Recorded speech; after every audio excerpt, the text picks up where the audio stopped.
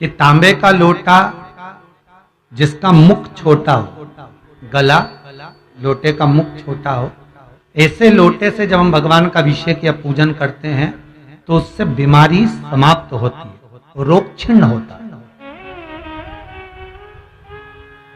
तांबे के लोटे से शंकर भगवान को दूध चढ़ाना चाहिए, नहीं चढ़ाना चाहिए? शास्त्र कहता है तांबे के लोटे से दूध चढ़ाने से पूत क्षीण होता है, इसलिए तांबे के लोटे से दूध ना चढ़ाना। अगर दूध चढ़ाना है तो स्टील का पात्र ले लें, चांदी का पात्र ले लें, आदि दूसरे पात्र ले लें, पर तांबे के पात्र से दूध ना चाहिए। फिर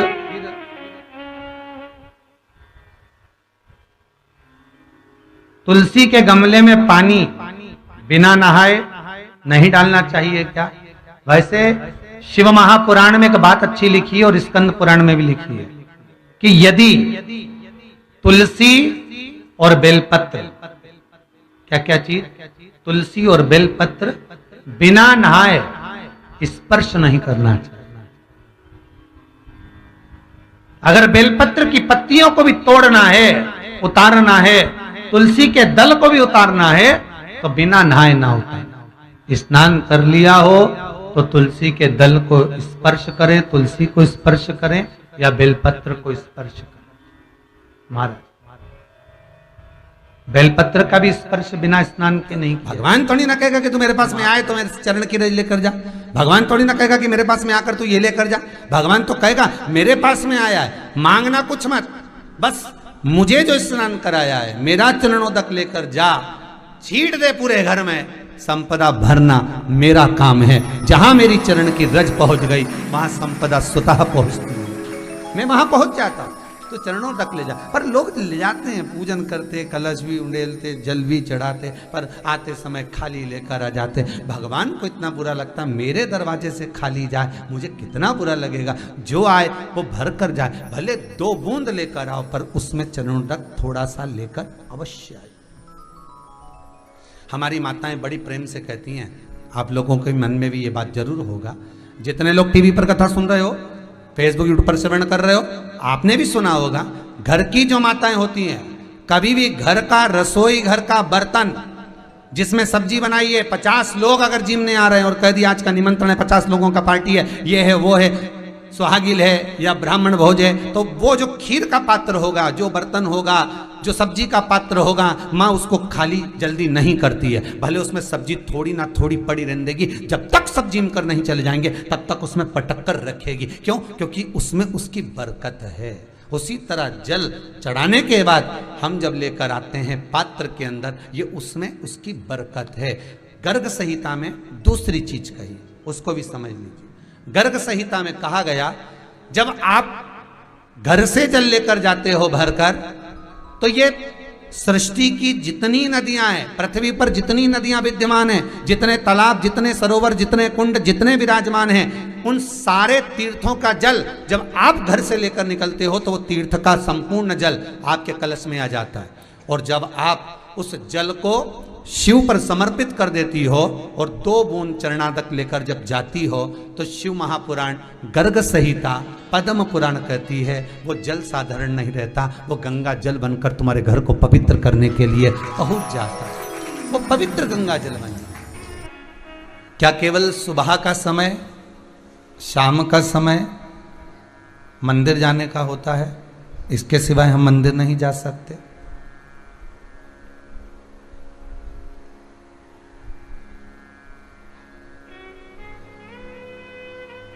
तो एक निवेदन आप सबसे कहूंगा, पहले तो मंदिर बताओ कि किस मंदिर में जाने की बात कर रहे हो।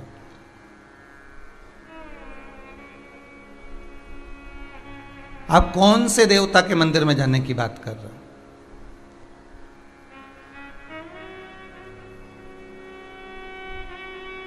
आप अगर राजा राम जी के मंदिर में जाने की बात कर रहे हो तो समय पर सुबह जाओ, शाम को जाओ, ठीक है। आप अगर भगवान कृष्ण के मंदिर में जाने की बात कर रहे हो तो सुबह जाओ, शाम को जाओ, जो समय लिखा है उस समय पहुंचो। आप दत्त भगवान के मंदिर में जाने की बात कर रहे हो तो सुबह आ जाओ, शाम को जाओ। आप गणेश जी के मंदिर में जाने की बात कर रहे हो तो सुबह जाओ, शाम को जाओ, मना नहीं। आप जितने भी देवता हैं, बहुत ध्यान से सुनिएगा, आस्था चैनल के जितने श्रोता भाई बहन कथा सुन रहे हैं, बहुत ध्यान से सुनिएगा महाराज, बहुत अच्छी कथा, बहुत सुंदर प्रश्न है कि मंदिर क्या हम सवेरे और शाम को ही जा सकते हैं?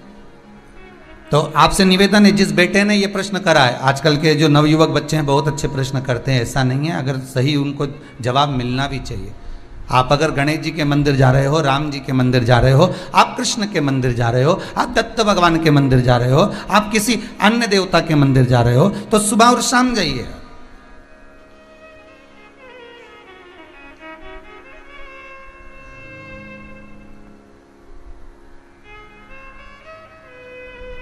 पर यदि आप शंकर और जगत जननी जगदम्बा के मंदिर में, दुर्गा के मंदिर में, भवानी के मंदिर में अगर जा रहे हो तो कोई समय नहीं है। क्यों? क्योंकि मां और बाप के रूम में बेटा कभी भी जा सकता है। माता और पिता तो बाहें पसारे खड़े हैं।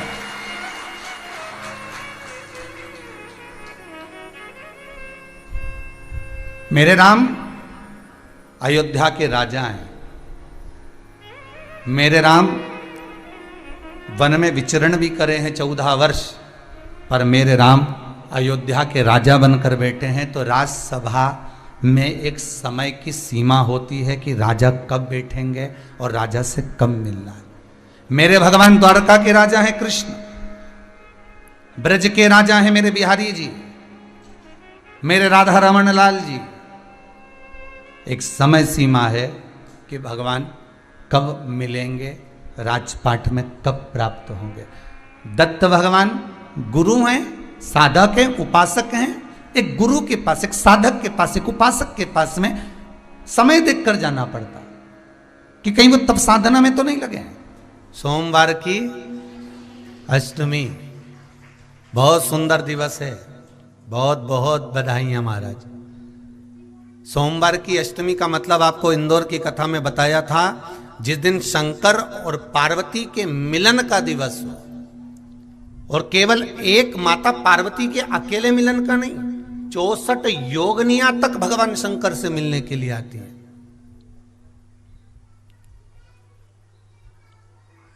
64 योगनियां। कहते हैं भगवान के जितने जितने विवाह हुए थे ना, उमा से, सती से, कात्यायनी, कुष्मांडा, चंद्रघंटा, स्कंदा, ये जितने जितने जितने भगवान के विवाह हुए थे, अनेक अनेक उमा आदि आदि जितनी भी भगवान की जो विमंगल विवाह हुए थे, सारी माता पार्वती के जितने अंश हुए हैं, माता पार्वती के जितने स्वरूप हुए हैं, ये सारे स्वरूप, सारे अंश माता पार्वती के। ये सोमवार की अष्टमी के दिन भगवान शंकर के मंदिर में आकर शिव जी के सम्मुख में बैठकर उस जलाधारी के नजदीक में, जहां शंकर जी का शिवलिंग होता है, उस जलाधारी के पास में उस दिन केवल पार्वती जी का हस्त कमल नहीं होता, स्वयं मां जगत जननी अपने कामन रूप में 64 योगनियां और शक्तियां सारी की सारी आकर उस जलाधारी के पास में विराजमान हो जाती हैं, और शंकर जी पे जो जल चढ़ता है वो देवियां ग्रहण कर कर शिव को अपना आनंद सुख प्रदान करती हैं। इसलिए कहते सोमवार की अष्टमी का महत्व बड़ा है, बहुत प्रबल।